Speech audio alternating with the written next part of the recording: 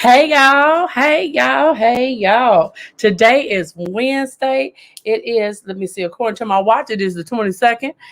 Good evening, and welcome to another episode of Clack and Shimmy. I thank y'all for tuning in. How was y'all evening? How are you? Where are you? I hope that your day has been really good.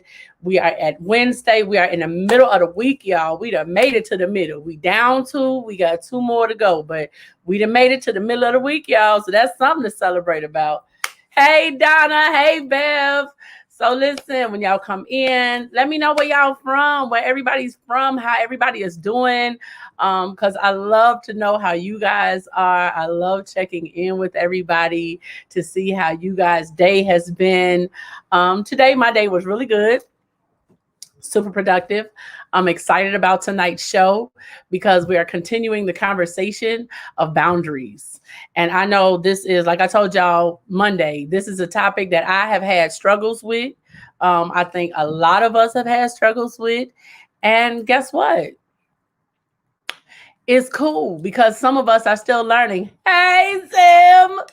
Hey, Bev. She says, I'm over here dying. My allergies are over the top. Oh, I hope you feel better. Sending light, love, and positivity your way, Bev. Absolutely. Okay, come on, North Carolina. Yes. Okay, so I was a little fancy. I tried to make the name match my shirt because it got a little color. Hey, Nana, how are you? That's my grandma, y'all. That's my Nana, my BFF. Hey, Nana. So tonight we are going to be talking about two different kinds of boundaries tonight, y'all. So we were talk tonight. We're going to talk about first part. We're going to talk about how to set boundaries with kindness because sometimes, you know, we can be a little rough. We can be a little mean with our words sometimes. We must admit that sometimes we do come off a little brash, a little harsh, but it's okay. It's okay. We're going to learn to set them boundaries with a little kindness, okay? So first I want to tell y'all, look, we cover a wide range of topics here on Clack and Shimmy. I try to find things that I feel may be helpful to someone, that I feel may be helpful to myself. This is a safe space for all. You can feel free to post whatever it is that you would like in the comments, any questions that you may have in the comments. There are no stupid questions except the ones that don't get asked. Because a question that you may have may be a question that someone else may have. So please feel free to post comments, questions that you may have. If you have a difference of opinions, I love to hear difference of opinions because that's how we can have educated conversations when you have differences of opinions. So I absolutely welcome all opinions, whether they are like, similar, differ, all the way to the left. It's absolutely fine. Only thing that I ask is that we be respectful of everyone's opinions. We be respectful of each other. That's about it. Those are the only things I ask of you guys. I thank you guys for being here again. And for the second part of tonight, we're going to talk about how to set boundaries with difficult people. Now, let the church say amen, because if you can't say ouch, don't say nothing at all, okay? Because now I'm sure when we cover boundaries now, we all have people in our life. So I want you to understand that anything that we say, anything that we cover, any topics, anything that is said here tonight, please understand that it is strictly opinion. Certain things, okay? Now some things, because y'all know, look, let me show y'all, because y'all know I'll be doing my research, okay? With my notes and everything. So, because I'll be trying to bring y'all some good info, okay? So, look, if by any means that you feel that I'm talking about you, then that means maybe you need to take a look in the mirror, okay? Because none of this is personal. Absolutely not. Please understand that. So if I'm stepping on your toes or you feel like I'm looking dead at you talking to you, you might want to look in the mirror and understand, like, what is it about me that I need to do in order to learn how to set boundaries, or what is it about me that is infringing upon someone else's boundaries? So please understand that. Okay. Now that we've even got the pleasantries and the introductions and all of that out of the way, okay? Make sure you guys like, share, and subscribe to the YouTube channel, to the Facebook channel. For those of you who are new here, I thank you for coming. I thank you for joining the family of Clack and Shimmy because I love my shimmers. Yes, I do. All right.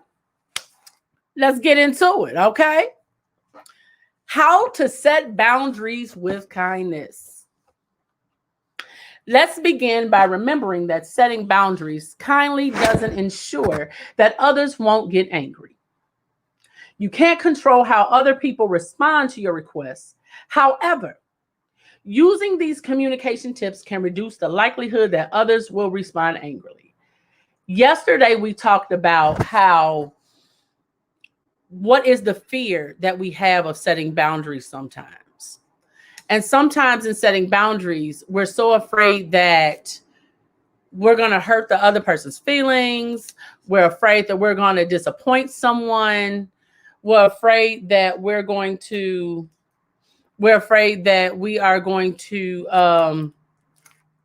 disappoint, anger, fear of ending a relationship because we're not doing what the other person wants. So there's a lot of fears involved with setting boundaries. We also talked about not setting boundaries can be detrimental to your mental health. So in setting boundaries with kindness, I hope y'all got y'all notebooks. If you need your glasses, grab your glasses. Look, the ones on your face and the ones for your hand. Let me see. Oh, yep, I got some for my glass. Okay, so tonight we got organic apple juice tonight, y'all. Nothing fancy. We drinking organic apple juice tonight, y'all. So I figured with talking about boundaries, yeah, we need clear heads. Talking about boundaries. Well, at least I do. So the first thing that you want to write down, keep the focus on your feelings and your needs. And what that means is setting a boundary about communicating what you need and expect. In the process, it may be important to gently call out someone's hurtful behavior. But that shouldn't be the focus.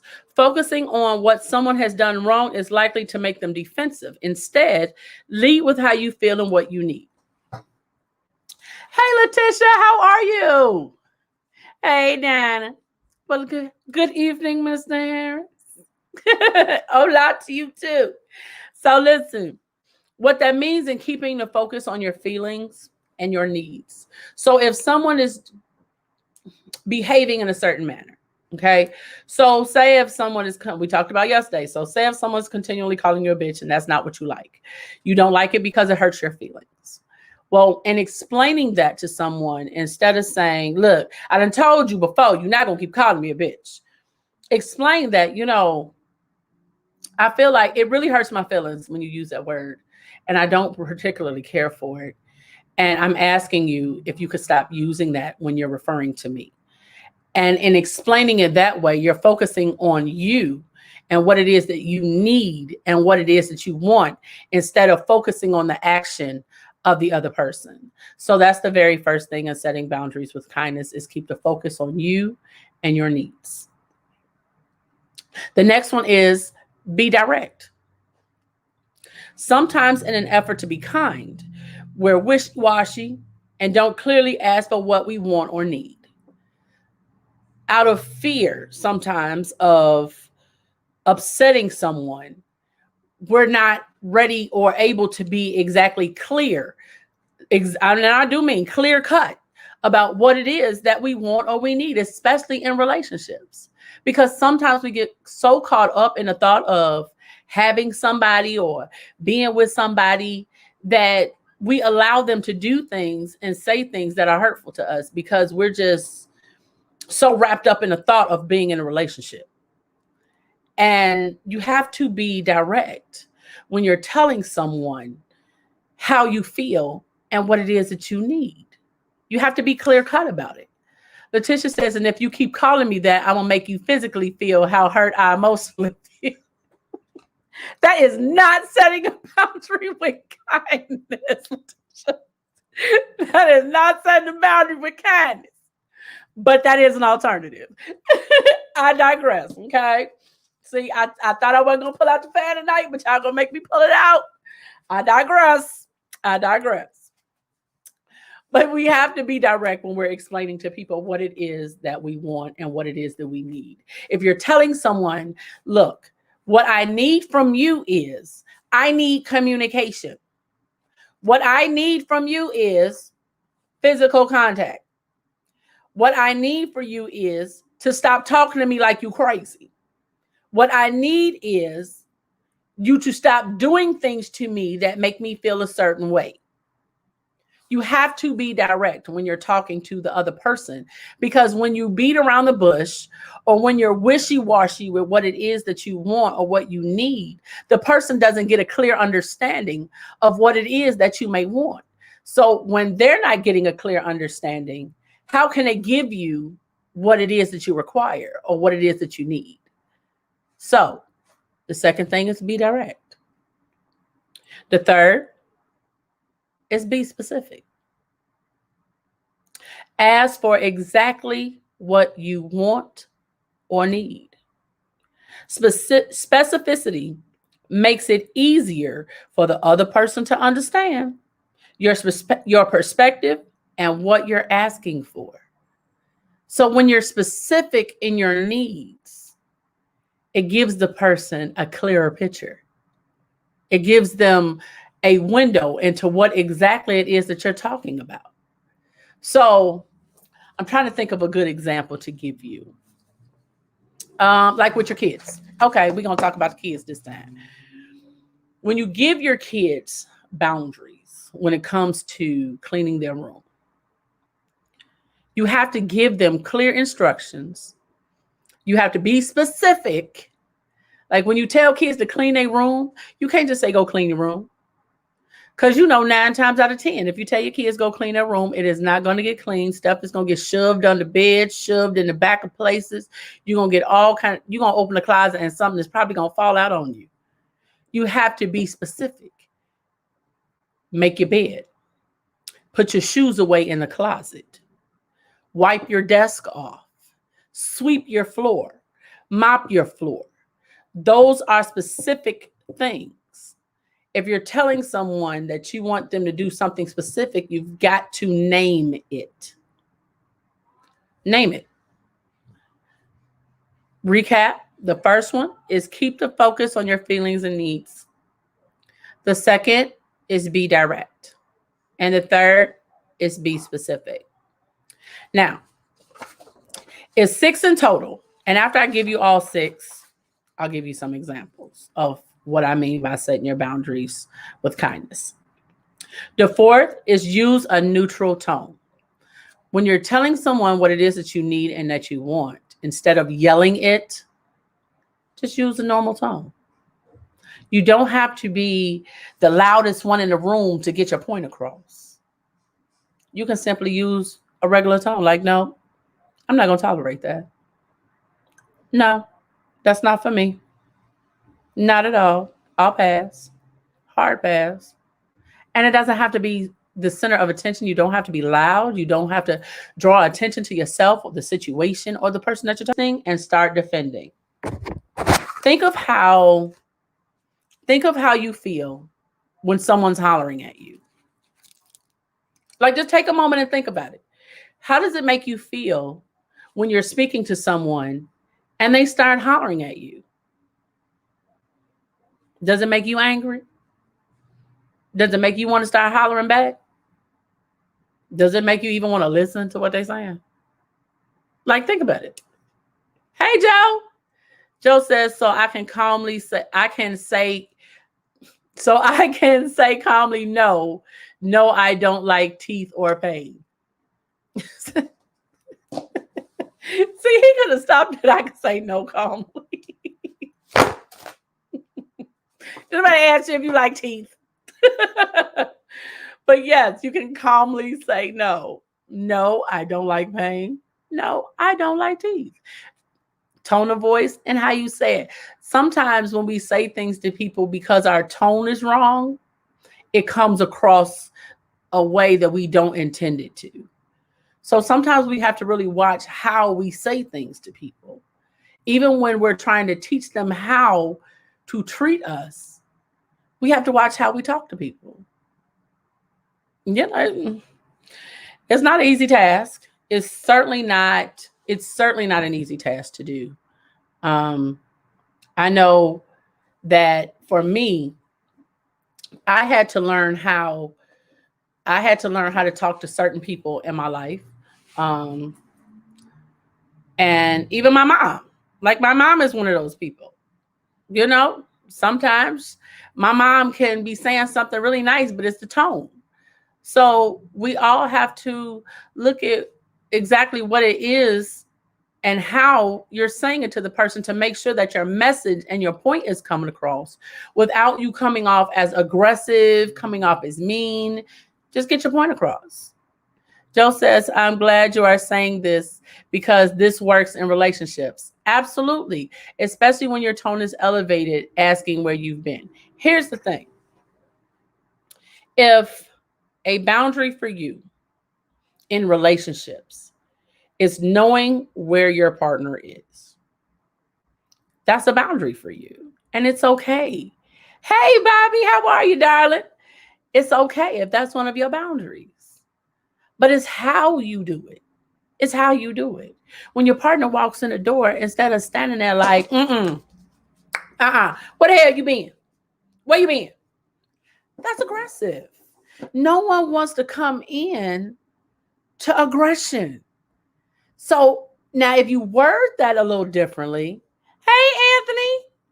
Now, when you word that a little differently, now when they come in, you sit down, hey, babe, where you been? You might get an answer. You would probably get an answer quicker than standing in the doorway telling them, where the hell you been? Like, I know you been somewhere. Because guess what? As soon as you start hollering and your voice becomes elevated, their ears turn off. That's for anybody. An adult does not want to be hollered at. They want to be talked to, not talked at. So if you're in a relationship and you're trying to make that work and you're always arguing or you're constantly arguing, you might want to take a look at how you're talking to the person that you're with. Absolutely, Anthony. He said fight or flight mode. Absolutely. Joe says sure does. So the next one, the fifth one. So for those of you who came in, we're talking about how to set boundaries with kindness. And so to recap, the first one was keep the focus on your feelings and needs and not the actions of the other person. The second is be direct. The third is be specific. Well, I'll go back. Be direct. You want to be clear about what it is that you want. The third is be specific. Be clear cut. Name that thing. Just name it. The fourth thing is use a neutral tone of voice. And so the fifth is choose the right time. Oh, that is so important. Oh, that is so important. Choose the right time. Avoid the temptation to impulsively, I'm going to read that again. Avoid the temptation to impulsively say things without considering whether the timing is right. Ideally, choose a time when you're both calm, sober, well rested, and not distracted by the television, phone, other people, or problems. In reality, there isn't always a perfect time to discuss boundaries, and if you wait too long, you run the risk of having resentments pile up. So choose the best possible time. It says, please note, some boundaries need to be set in less than ideal circumstances. If you or someone else is in immediate danger, you will need to go ahead and set a boundary immediately, such as leaving a dangerous situation. And in that instance, yes, absolutely. If you feel that you are in a situation that you are no longer safe in, set your boundary, leave. There's no Maybe, maybe not. If you feel that you are in a situation, set that boundary. I'm out. I'm out. So there's not always a perfect time. But if you know that there are certain issues that are going on, you know that y'all both just came from the club, you're beyond tipsy, you're like borderline drunk or drunk, that's not the time to talk about boundaries because you're inebriated and you're intoxicated. Like neither one of you are in a clear headspace, so that's not the perfect time to have a conversation about a boundary. Because 9 times out of 10, it's gonna start an argument, it's gonna start a fight, and then you're not gonna remember it the next day. So those are not the ideal times to have certain conversations. Or if you know that they're running out the door to a meeting in the morning, you're running out the door to work, don't try to have a quick conversation in passing. Oh, I think my allergies are messing up too, y'all. Mm-hmm. I've been drinking this organic apple juice all day. Yeah, I think it's my allergies too. But you have to pick a time in which you're both able to focus and dedicate your attention solely on the conversation. Nothing else. The next one is consider the other person's needs. When you're setting boundaries with someone you care about, you may also want to consider their needs. In other words, sometimes, keyword sometimes, compromise is appropriate. Real compromise is important in relationships. It is so important. It can't always be one person's way all the time in relationships. It can't. There has to be some compromise on each side. Joe says it's not a good time to talk when you are drunk, but drunken words speak the truth. It stops them from holding back. Now, I will say that drunk tongue tells no lies. They do, because you don't have the thought process and no inhibitions to stop you. But then here's the thing. Sometimes everything doesn't need to be said. Everything doesn't need to be said sometimes. When people are drunk, they say things that are extremely hurtful. And depend on your level of drunk, they might not even remember that they said it. And then the next day when you wake up, you remember because you were sober and they weren't. Now that leads to an argument or a fight because the other person wakes up and remembers the hurtful things that person said because they just had to know. I'm just saying, it leads to a fight. So I do understand that drunk tongues tell no lies, but I'm just saying those are not the best times to have conversations. They're really not, because somebody's feelings are going to be hurt. Somebody's going to be fighting and arguing. Now, whether both remember the next day or not, it depends on their level. I'm just saying. But compromise is appropriate. Be mindful that you're not the only one compromising and that you're not giving up what's most important to you. People pleasers have a tendency to concede rather than compromise. I'll read that again. People pleasers have a tendency to concede instead of compromise. That's why we need boundaries, and that's why boundaries are important. Because when you get to a point where, and I used to be a people pleaser, I told you on Monday, I was that person that no matter what they asked, no matter what they wanted done, whether I wanted to do it or not, whether it was detrimental to me or not, I was yes, yes, yes, yes. You ever seen that movie, Yes Man? That was me. Yes, yes, yes. Until I had to realize that I need to put boundaries in place. Because if I don't value me, no one else is going to value me if I don't value me first. You have to put value in self. That is so important. The level of boundaries in which you set speak volumes in regards to your self-worth, your self-love, and your self-esteem. They speak volumes because when you're a person that's not willing to put boundaries in place because you're so afraid of hurting someone or disappointing someone or just not willing to put yourself first in a situation or a relationship or an entanglement. That says a lot about what you think about yourself and how you value yourself. Joe says conceding can also mean they are conceding to stop you from talking about it. But here's the thing. You don't have to give in when it comes to your boundaries. And you shouldn't.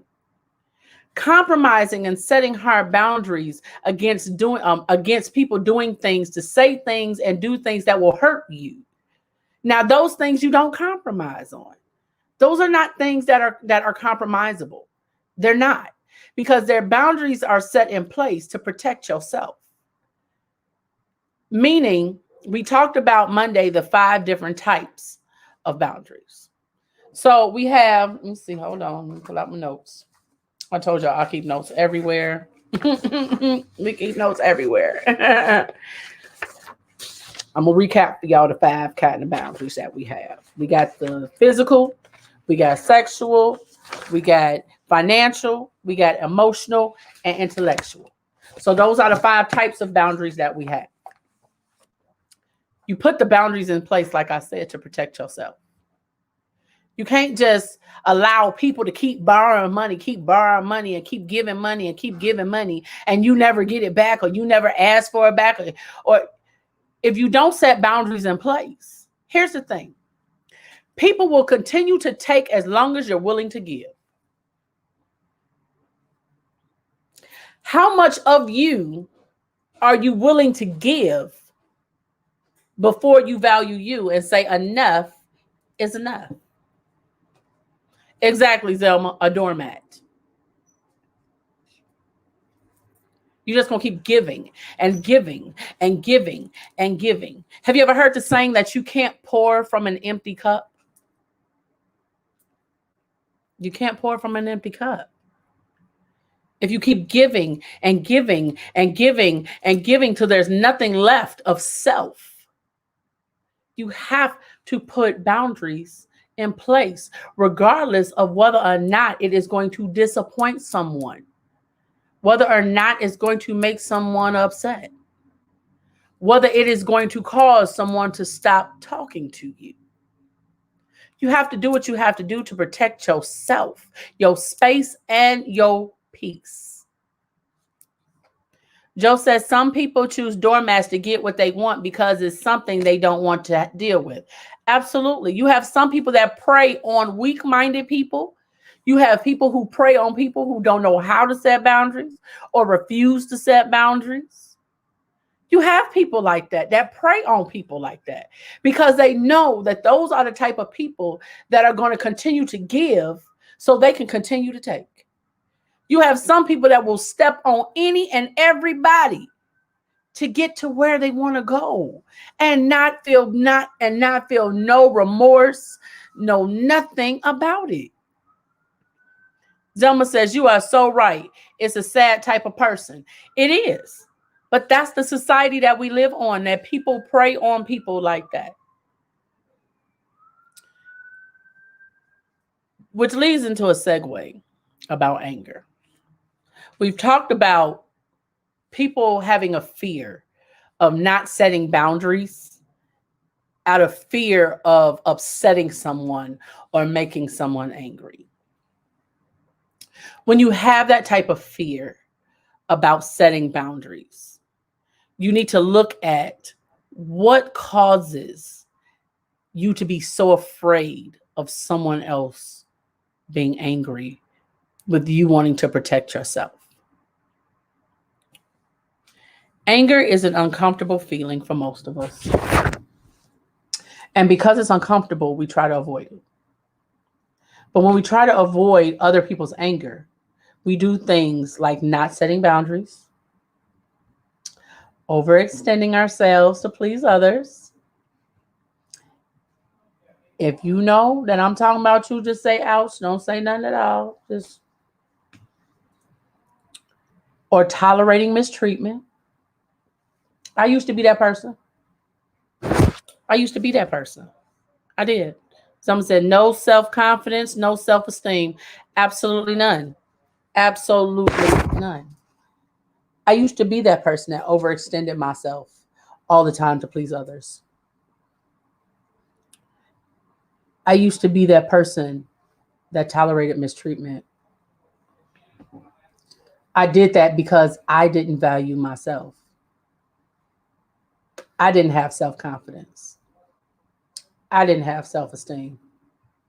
I didn't like who I looked at in the mirror. I didn't like who I saw when I looked in the mirror. So Zelma says, no self love. Absolutely not. None. Joe says, people also do things because they don't like rejection of any kind. They bend, they destroy, they do anything to keep from getting rejected. Absolutely. But it says, of course, even when we try to avoid other people's anger, we can't. You can't please everybody. Everybody is not going to be happy with you. Everybody's not going to be happy about the choices you make. You can't please everybody. Somebody is always going to be upset or disappointed every time. So why set yourself up for you to be the one that's always disappointed? You to be the one always angry? Why? We can't control how other people act and feel. And some people are bound to be displeased no matter what we do. Can't please everybody. You could have red today. Feel good in that red. Get to work. And somebody goes, red ain't your color. I don't like red on you. It ain't your color. But when you got up that morning, you felt real good when you put that red shirt on. You felt real good. You thought you was looking good in that red shirt. But because someone else didn't like you in red, you decided to stop wearing red. Well, now you're wearing blue. The person who didn't like the red said, oh, I really like that blue. That blue popping on you. Well, now somebody else is coming along like, girl, I don't know about that blue. You might want to reconsider that. I don't know about that. I don't think that agrees with you. You should try a different color. You're not going to please everybody. Because now if you decide to stop wearing blue and you decide you want to wear green, well, guess what? Somebody at work is not going to like that green. Somebody else is not going to like that green on you. Do what you have to do to protect your space, your peace, and your mental health. Stop trying to please everybody. Because guess what? It's not going to work. It doesn't work like that. It just doesn't. Bev says, people are looking for love and not self. Do not quantify others for love. Absolutely. Love is an arm candy. Baby, you better say it. It is not arm candy. People/friends are not happy for your happiness. Not always. Happiness should be shared, not condemned. And that's the thing. Everybody is not rooting for you to succeed. Just because they want to know your business, don't mean they want to celebrate with you. They want to wait to see how long it's going to take for your downfall. People pray for your downfall. Please believe they do. And it'd be some of the ones that be like, hey girl, how you doing? Well, what you doing next? What you got going on next? Come on, tell me. What you got? Watch the people that always want to know things. Always asking questions. I always want to know what's next, what's new, what's going on. Watch the people. Watch them. Because those are the ones that are not always happy for you. Let me tell you something. My real friends are far and few between, okay? I ain't got a lot of them. I don't have a lot of them. I don't. And I'm okay with that. Because the ones I do have in a small circle that I do have, they celebrate my wins. And when I take losses, they're there with me. They're there in the trenches when I'm crying to help pick me up. They genuinely celebrate my wins. Not because they feel like they had a hand in it or because they want to have a hand in it. They're celebrating the fact that I'm happy with whatever choice it is that I've made, whether they agree with it, whether they like it, whether they dislike it. They're celebrating it because it is something that makes me happy. Those are the people that you need to have around you. You don't have to have 25 people to be happy. And 25, here's the thing. You can be in a crowded room and still feel alone. Do I need to say a little louder for the people in the back? You can still be in a crowd. You can be in a crowded room and still feel alone. You could be in an intimate setting with 3 and completely be happy and full. Watch the people that you choose to have in your circle. Watch the people that you choose to share your news with. When you share news with someone, instead of them saying, girl, I am so happy for you. Come on, we turn it up. Let's get it. Instead, if you tell someone good news, they like, well, I guess, like, well, when this happened? Like, how you know this for real? Like, I don't know. Like, are you going to stick with this? Like, you sure this is what you want to do? I don't know about that. I don't really see this lasting for you. Like, I don't think this really fits you like that. But you can be happy as all get out. You ready to do backflips. You ready to dance, baby. You ready to twerk it all, okay? But because they're raining on your parade and throwing salt because it's not them, those are the people you need to remove from your circle. Those are the people. I'm just saying. Just my opinion. Just my opinion. Bam says amen through words. Retweet. Hey, Ivory. She says, say that. Look, when I tell you, Zelma says real unconditional love and support. Absolutely. Nana says, let us talk about the treatment of the Haitians as opposed to the Afghanistan people. I understand. Joe says, come on, Pastor, preach that sermon. Zelma says, feel more alone than you ever have and doing it with no thoughts about changing their reality, your own personally designed prison. Come on now. Sam says, that's right, Bree. We don't have time for negative people. Jealous people or those that try to bring you down. Come on now. Let me tell you something. When I tell you, let me tell you something. Side note, okay? Being a small business owner is not easy. It's not for the faint of heart. But when you choose to go after a passion and you choose to step out on faith and believe in the universe or whatever deity that it is that you believe in, and you really truly believe that you found something for you that has brought you so much joy, that helps you to protect your peace and your space, and you share that with somebody, and their reaction is,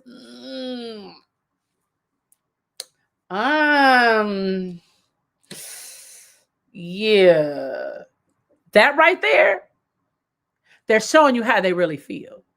Because unfortunately, a lot of people want to do what you do. But because they don't have the drive, determination, the will to stick with it, the stick-to-itiveness to get up and do it, they are jealous of the fact that you have done it and will throw salt as often as they can. You don't have to pee on me and tell me it's rain. I'm just saying. Here's the thing. I can't stress it enough. Be careful of the people that you have in your circle. When you start setting hard boundaries and you start setting boundaries that create a space around you that will not allow anyone or anything to come in and destroy your joy, watch them people fall off.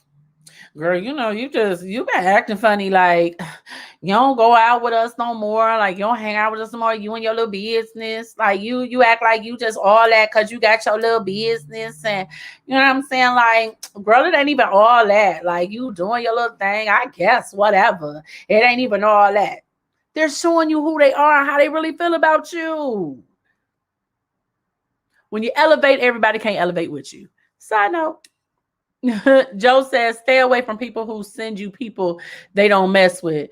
Those are praying for your downfall. Absolutely. Absolutely. Jelma says, not the yellow rain. Girl, look.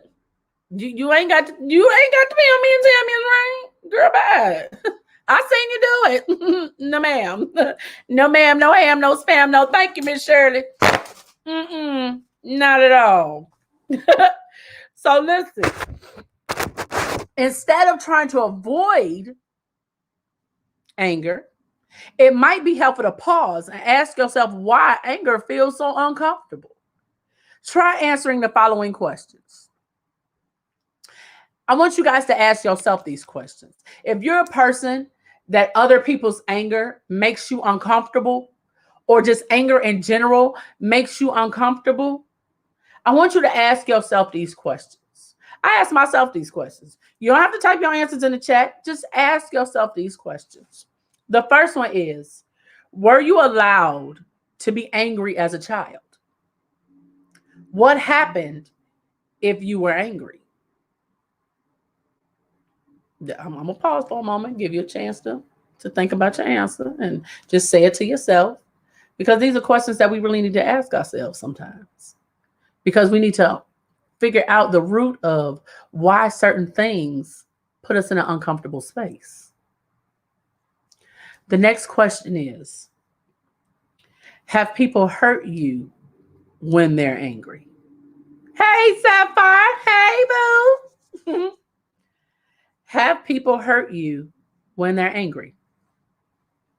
I'll pause for a moment because I want you guys to seriously think about these questions, because some of us really do have fear about setting boundaries because we don't want to upset somebody,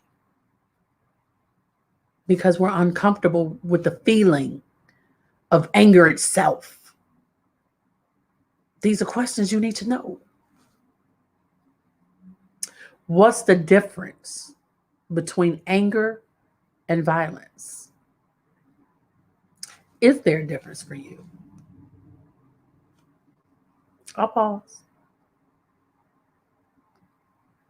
Those of you who are writing notes, make sure you write these questions down in your notes, your notebooks that you have. Because I tell y'all every week y'all need your notebooks and your pens. So put these questions down in your notebook. Go back to them later. Cycle back later when you have some quiet time and you have a moment to sit and peacefully write out your answers. Or if you don't even want to write, you can write them out and burn them. It's no biggie. But you need to answer these questions for yourself if anger makes you uncomfortable. The fourth one is it possible to be angry without being violent or aggressive? Some people can't. Some people don't know the difference between anger and violence. And for some people, the violence and aggression is anger. These are real hard questions that, taking a look in the mirror, involve asking some of these questions. Ask yourself why you can't set boundaries, or why do you refuse to set boundaries? The next question is, do you associate anger with being out of control? And if you do, why?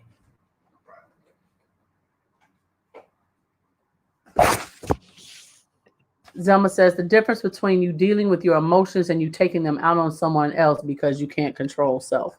Absolutely. Sometimes we feel like we're not in control of our own emotions. We are. We're in control. We cannot control how other people behave, but we can surely monitor and control the way in which we behave. Everything does not need to be settled with your hands. You can be angry and walk away. Doesn't mean you have to put your hands on people. But some people weren't taught that. Some people weren't taught that anger is an emotion and not an action. Come on now. Some people weren't taught that anger is an emotion and not an action.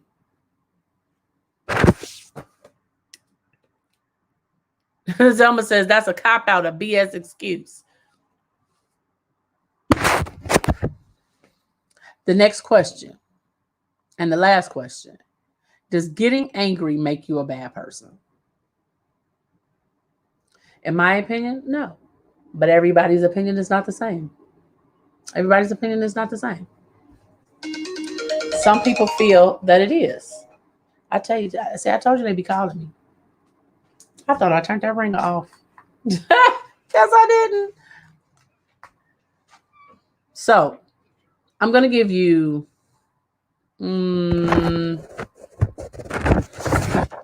okay. Instead of giving you both examples, I'm just going to give you one. Because I want to... love you, Zelma. She said, got it, run. Amazing show. I'll see you in a minute. Oh, when we get done, I will be turning into adult conversations with Shar and Zelma. So I will be tuning in, my darling. Joe said, that's them people who know you are on air and don't care. See? Boundaries. Boundaries. I'm just saying, boundaries. You know I'm on my show. Don't call my phone because I will not answer. So I'm gonna give you an example. Instead of both, I'm just gonna give you one of the examples. Okay. It says, situation. You feel embarrassed and hurt when your husband jokes about you to his friends. You've asked him to stop in the past and he told you, listen up, lighten up. He was just joking.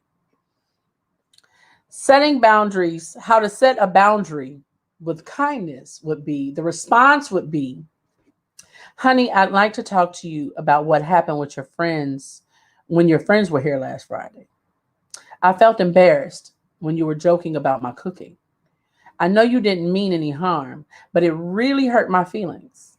I felt like a failure, like a real loser. I'd like you to stop putting me down in front of your friends. It would mean a lot to me. Now, in that situation, all 5 steps were utilized. All 6, rather. They kept a focus on their feelings and their needs. They were direct. They were specific. They used a neutral tone of voice. They chose the right time, not in front of the friends. It was afterwards, so it didn't cause a confrontation.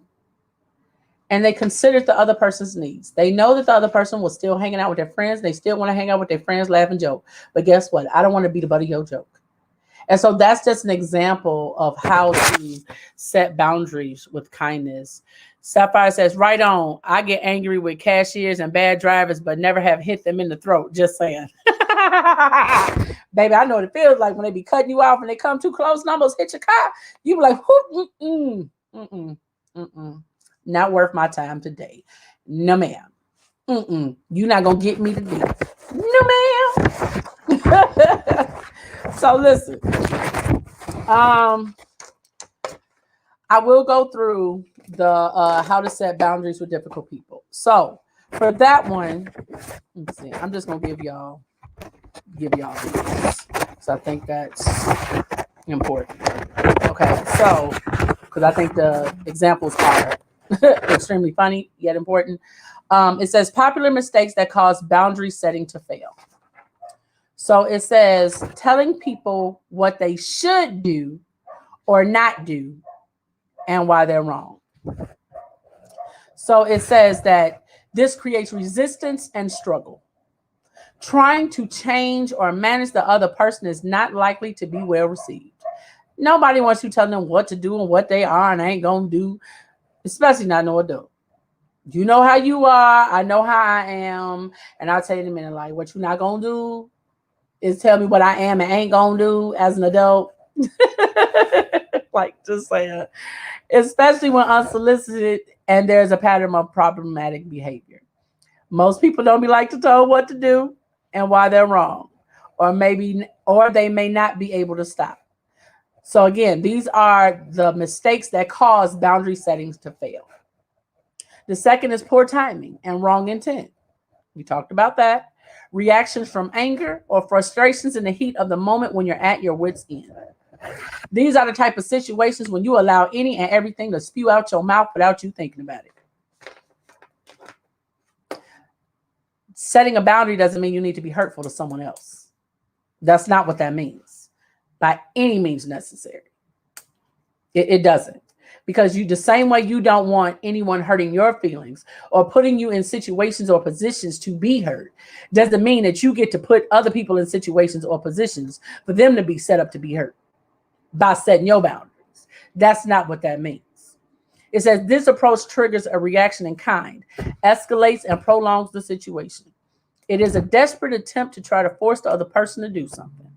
Turning up the volume sends executive functions offline, further limiting a person's ability to control themselves or process information.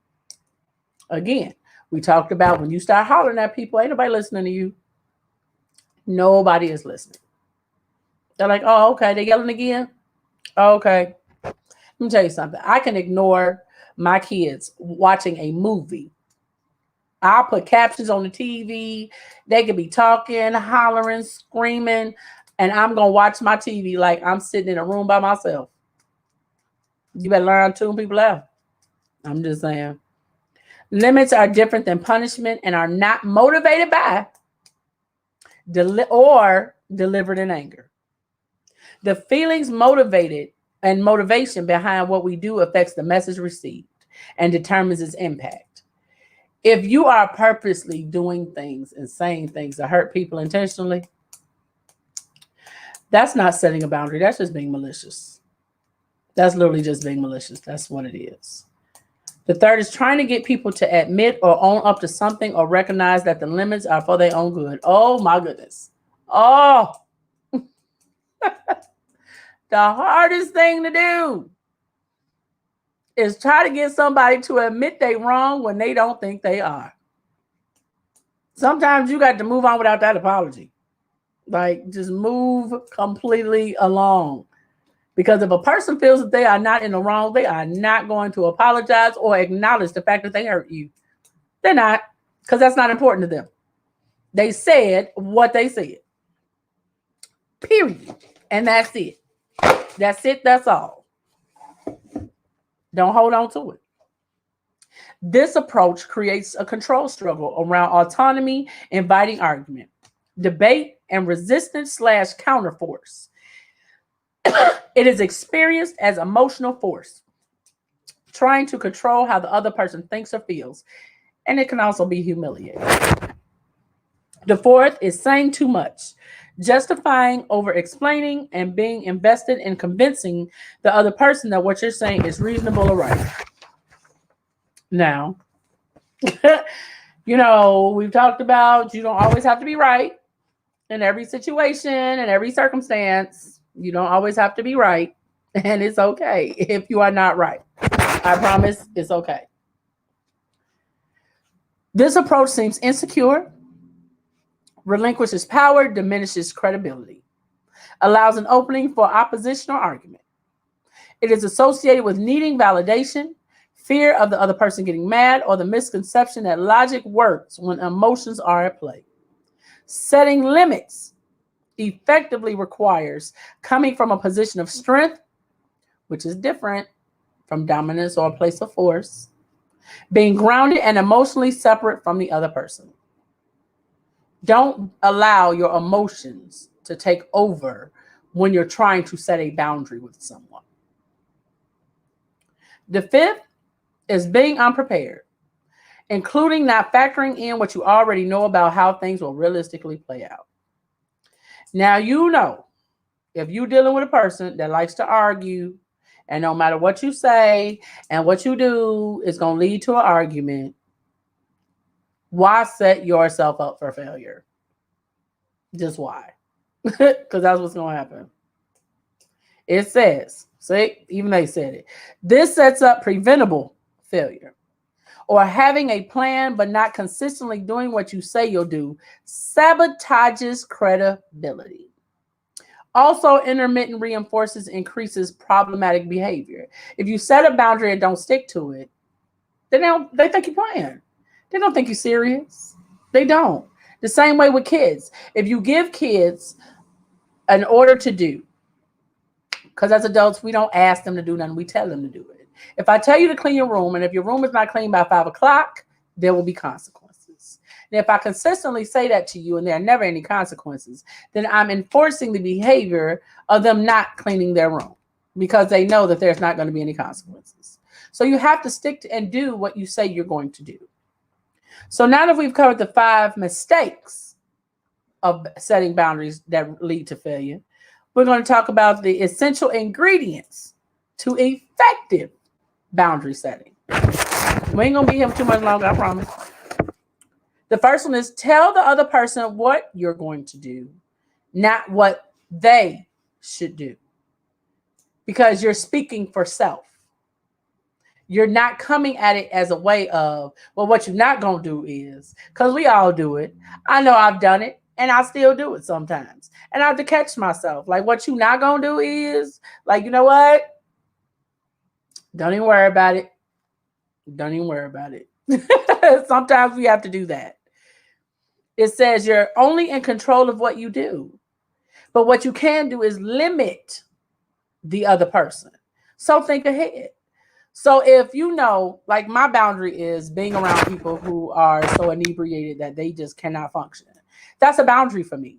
So I know that if I'm going somewhere, a bar, a lounge, or out at an event, I drive myself. Because what I'm not going to do is subject myself to be around people when they get to that point. Now, by me doing that, by driving and saying what I'm not going to do, does not put me in a position where now I'm telling you what you're not going to do is you're not going to sit here and get drunk like that. Because you cannot tell another adult what to do. But I can say what I'm going to do and what I'm not going to do. So that's what that means by telling the other person what you're going to do, not what they should do. It says, think ahead. Troubleshooting in advance to anticipate predictable resistance or reactions, incorporating this information into your plan. The second is be firm but dispassionate, clear and concise, both when boundaries are established and enforcing them. Introduce limits at neutral times and then calmly, without fanfare, in the relevant moment. No tone, no struggle, no explaining, minimal effort, effective consequences stand on their own. Meaning, if I tell you that I'm not going to tolerate you talking to me crazy or I'm out, the minute you come out the side of your neck, guess what? All right, I got my phone, I got my keys, I got my wallet. Okay, I'm out. See y'all later. I'm out. Because I don't have to explain to you why I'm leaving. Because I've already told you that I'm not going to tolerate you talking to me any kind of way. Clear, concise, to the point. You did it. I'm out. That's it. There's nothing else to talk about. Sapphire says, right on, character assassination is the worst, in particular when they are dead wrong. Their opinion is not your problem. Walk away. Now it says, in regards to my suggestion on Haiti, I meant as a discussion in weeks ahead. Good vibes. Absolutely. We can absolutely talk about that. You know, I'm going to write it down, Nana. I got you. I got you. I got you. That's my Nana. So, you know, when you make clear, concise boundaries, you don't have to explain yourself.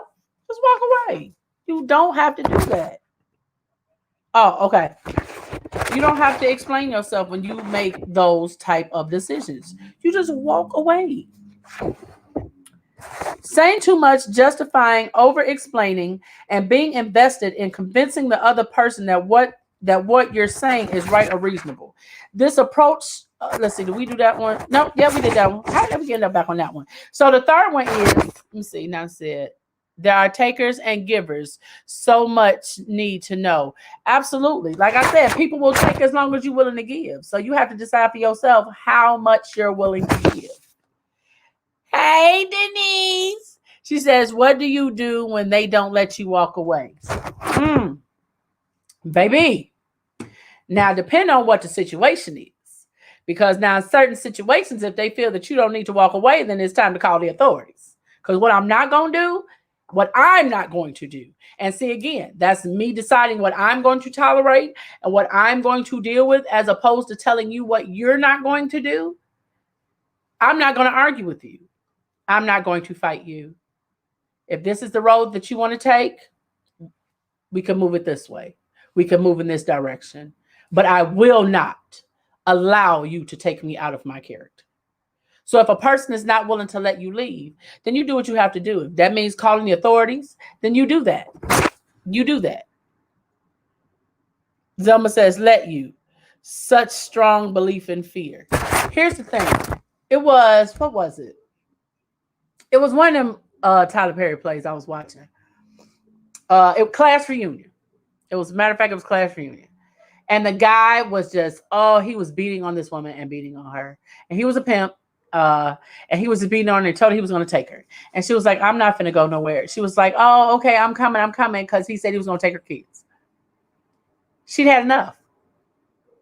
So the next time he said he was going to jump her and he was going to whoop her. She said, oh, okay, then I'll call the police. He said, oh, no. No need for that. It's okay. No need. I'm just kidding. No problem. Stand your ground. You'd be surprised. The third one is make it about you and your limits, not about them and what's best for them. Stay in your own lane. This works best because it's argument proof and can't be refuted. Denise says, I'm talking about family. That goes for family too. That absolutely goes for family. I'm going home. Oh, y'all want to stay here? That's fine. I'm going home. You don't have to stay if you don't want to. Tom says, one, be truthful with yourself. That way you won't be abused and misused by anyone, as you will be able to recognize the takers before you are taken. Do the 5. Hey, when it comes to giving, you have to recognize, like I said, you have to recognize how much you're going to give before you decide enough is enough. You can't allow people to keep taking, and then there's nothing left for you. Number 5 is offer up that you could be wrong. Being objectively correct isn't related to success here. Making it about your opinion or simply what you're comfortable with or not puts you in charge without imposing anything. Allowing the other person to hold on to their viewpoint prevents a control struggle and is respectful and easy. We don't have to agree. We don't have to agree to have conversations. On here, sometimes I have opinions that other people have a difference of opinions. Sometimes people don't agree with the things that I say because, again, they're my opinions. And those I welcome because we all have our own views based off what it is we think or how we believe. Bobby says, as soon as people find out that you're a giver, they will take until you don't have anything left to give. Absolutely, they will. Oh, absolutely. You got some people that even be trying to take when you're in the grave. Don't act like you ain't never seen them family members that be like, oh, y'all gonna bury him with that? Can I? Do they need that ring? Do they really need that? You've seen some of them. Just take and take and take. As soon as the funeral's over, did they leave me anything? Well, did they leave me anything? I was just wondering. Well, dang. Like, really? You still trying to take? Okay. Thirsty much? It is what it is. People are going to be who they are regardless. But you must put boundaries in place. I'm going to give you some examples of effective and ineffective limit settings. I can do this one. Okay, your teen wants to go to a... No, I'm not going to do that one. No, not at all. It says your spouse, teen, or anyone sounds irritated upon contact. Sapphire says people will take your time and your kindness for weakness. Baby, will they ever? Will they ever? Okay. It says mistake. Parent or spouse approaches Cody. This is the scenario. Cody, what? The parent or spouse. Why are you always so disrespectful? In a bad mood. I'm pretty nice to you. You don't hear me answering like that? They begin to argue. Then you get the guilt trip and all of that. Or you get the forget it. I'm not going to tell you. Because then that turns into the passive aggressive. So you have both. So you have either the guilt trip or the passive aggressive with the, you know what, don't even worry about it, forget it. Instead, in a neutral tone, a response could be, oh, sounds like you in a bad mood. Not having a bad day. Text me later when you're around and it's a bad time. And it's a better time. And you just walk away or you hang up the phone. If you know that you're talking to a person and they're having a bad day or they're in a bad mood, why continue the conversation knowing that it's probably going to turn into an argument? Because if they're in a bad mood, they probably won't talk to you. It may not have anything to do with you, anything you have done, anything you have said, because clearly they're already irritated upon contact. So just simply say, hey, I see you having a bad day. So, I hope you feel better. I hope your day gets better. Just call me later. I'll be around. And then you just walk away and hang up the phone. Then there's no argument. There's no passive aggressive. There's no none of that. I'll give you,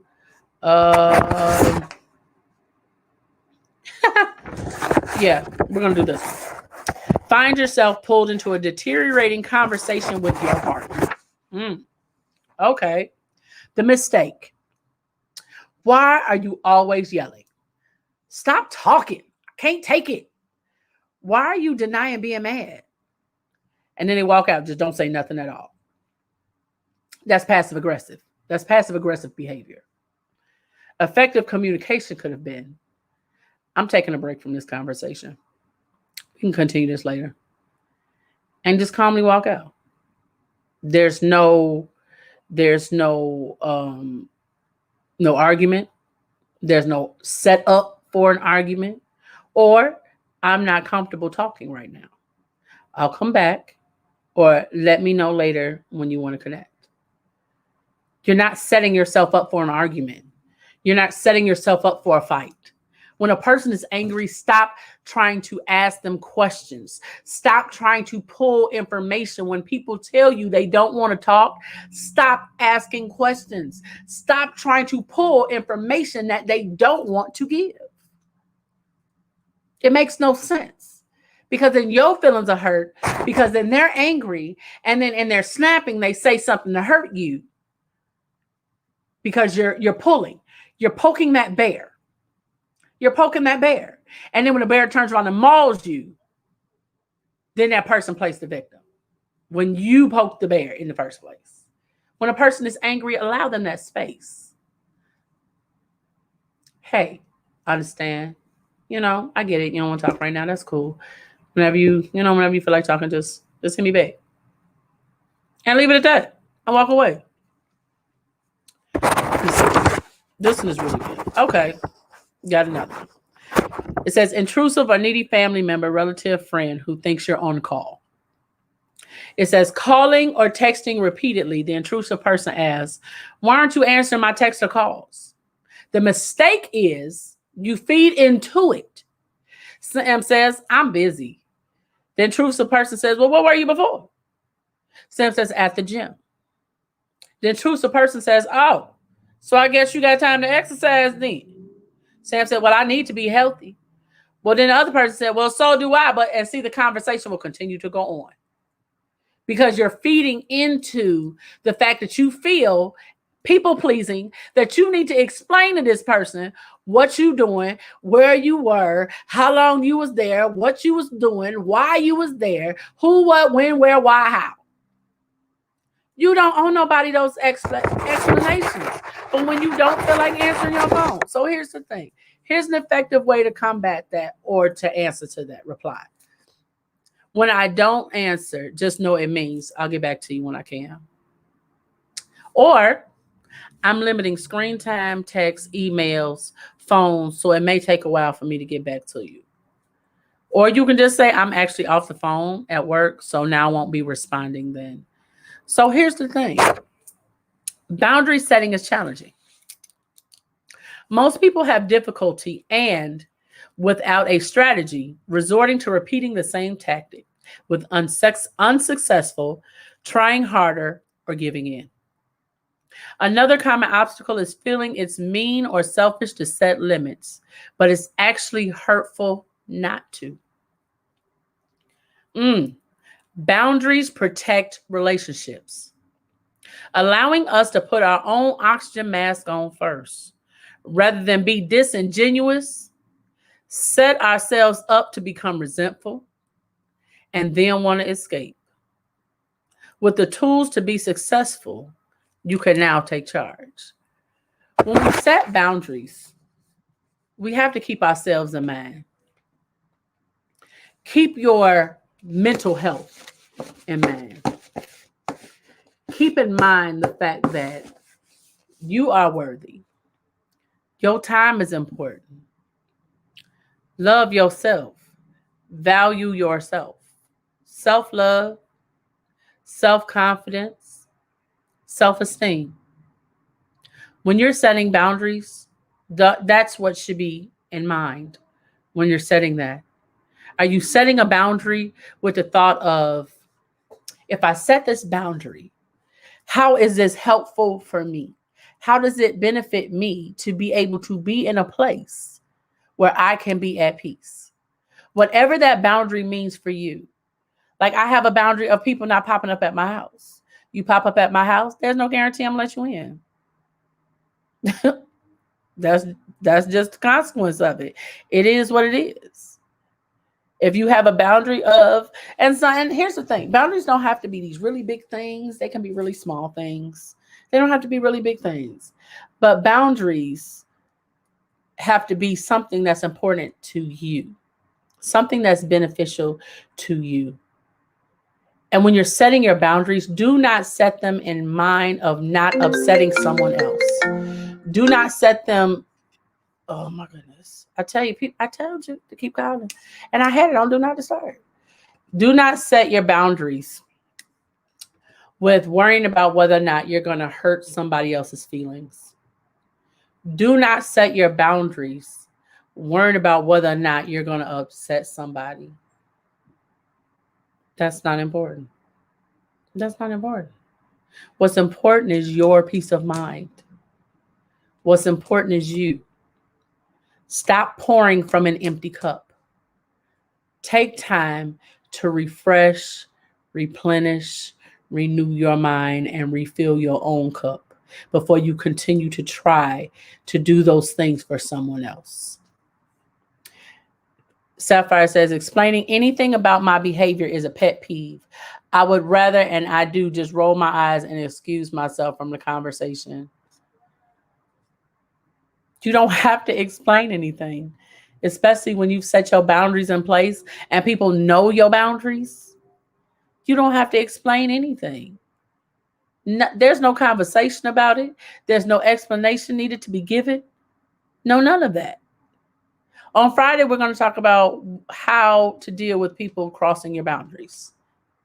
Because people will. People will try their best to cross your boundaries, especially when they know you have boundaries. They will. And then you have some people that don't know what boundaries are, so you have to explain to them what they are.